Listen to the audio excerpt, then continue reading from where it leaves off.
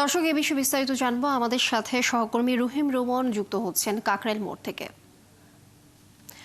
আর রহিম Roman, আপনি যেমনটি এর আগে বলেছিলেন যে শিক্ষার্থীরা যে যৌক্তিক দাবিগুলো করেছে তাদের দাবি না মানলে তারা সরে যাবেন না। এর মধ্যে তথ্য উপদেষ্টা 9 সদস্যের একটি দল নিয়ে সেখানে যান, তারাও বক্তব্য প্রদান করেন। বৈঠক তো শেষ হয়েছে, কি সিদ্ধান্ত হলো সেখানে এবং শিক্ষার্থীরা এই সিদ্ধান্তে কি সন্তুষ্ট হয়েছে কিনা, সর্বশেষ পরিস্থিতি আপনার কাছ থেকে জানবো।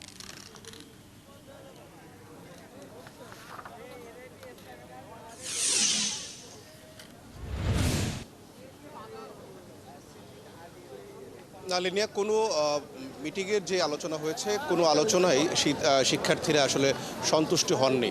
বরং আমরা দেখছি যে এই যে আন্দোলন, সেই আন্দোলন কিন্তু রাতব্যাপী গড়িয়েছে। আমরা কিছুক্ষণ আগে একজন ছাত্র প্রতিনিধি আমাদেরকে জানিয়েছেন যে শিক্ষকদের সাথে কর্তৃপক্ষের যে আলোচনা হয়েছে, সেই আলোচনায় শিক্ষকরা দাবি করেছেন যে যেহেতু তাদের উদ্দেশ্য ছিল প্রধান উপদেষ্টাকে তার দৃষ্টিতে আনা এই বিষয়, তাদের যেই দাবি দেওয়া 3 দফা যে দাবি সেটি, এবং ইউজিসি চেয়ারম্যানকে বিষয়টি জানানোর, শিক্ষার্থীদের একটি অংশ বলছেন যে একটা জায়গায় তাদের সন্তুষ্টি আছে। তবে যেহেতু আপনি জানেন যে এই যে লং মার্চকে কেন্দ্র করে বিকেলের দিকে শিক্ষার্থীদের ওপরে কিন্তু পুলিশের লাঠিচার্জের মতো ঘটনা ঘটেছে, সেই জায়গা থেকে বেশ কিছু শিক্ষার্থী আহত হয়েছেন।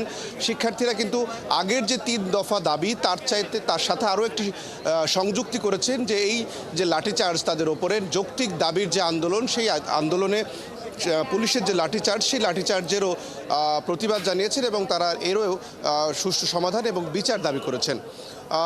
কিছুক্ষণ আগে আমাদের সাথে শিক্ষকরা একটি ব্রিফিং করেছেন। শিক্ষকরা বলছিলেন যে আসলে ইউজিসি চেয়ারম্যান বা প্রধান উপদেষ্টার দৃষ্টিগোচরে করা গেছে এই যে আন্দোলন, এটা তারা মোটামুটি সন্তুষ্ট, কিন্তু শিক্ষার্থীরা বলছেন যে যতক্ষণ পর্যন্ত এই যে ঘোষিত 3 দফা যে দাবি, সেই দাবি যতক্ষণ পর্যন্ত আদায় না হচ্ছে ততক্ষণ পর্যন্ত তারা এই যে আন্দোলনের যে যমুনার সামনের যেই কাকরাইলের মোড়ে তারা যে অবস্থান নিয়েছেন, সেই জায়গাটি তারা ছেড়ে যাবেন না।